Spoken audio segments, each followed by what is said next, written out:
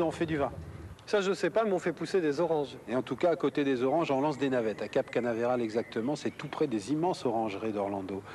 Et ces temps-ci, les navettes, elles ont des soucis. Oui, elles partent pas toujours à l'heure. Il peut y avoir des arrêts de compte à rebours et ça engendre des reports de lancement. Alors, ce qu'il faut dire, c'est qu'un report de lancement, c'est une procédure qui est normale dans l'activité spatiale. Ça peut arriver souvent et ça n'est pas du tout un échec.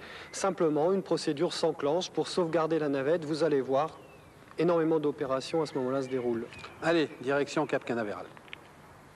8 h du matin, le 22 mars dernier, à Cape Canaveral.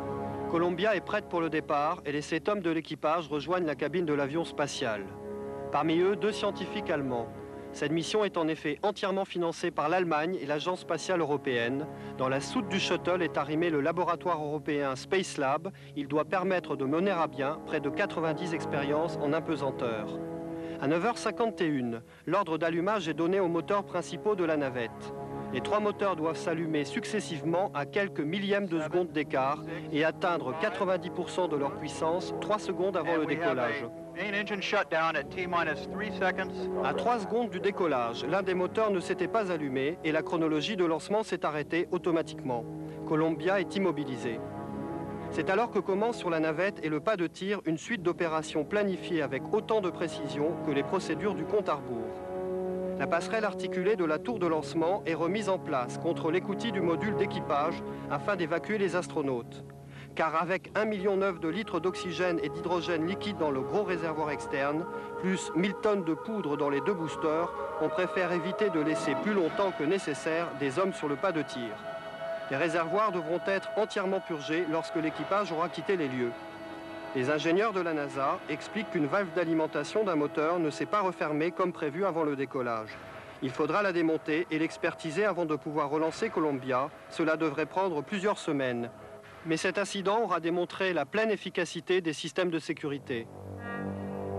15 jours plus tard, à quelques centaines de mètres de là, sur l'autre pas de tir des navettes, alors que Columbia est toujours clouée au sol, c'est cette fois Discovery qui est prête pour le départ.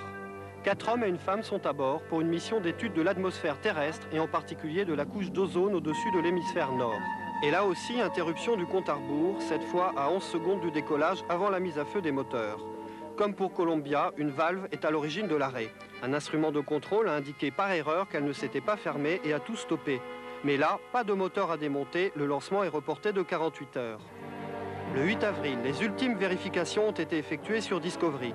Toutes les opérations se déroulent normalement, la navette peut enfin prendre le départ.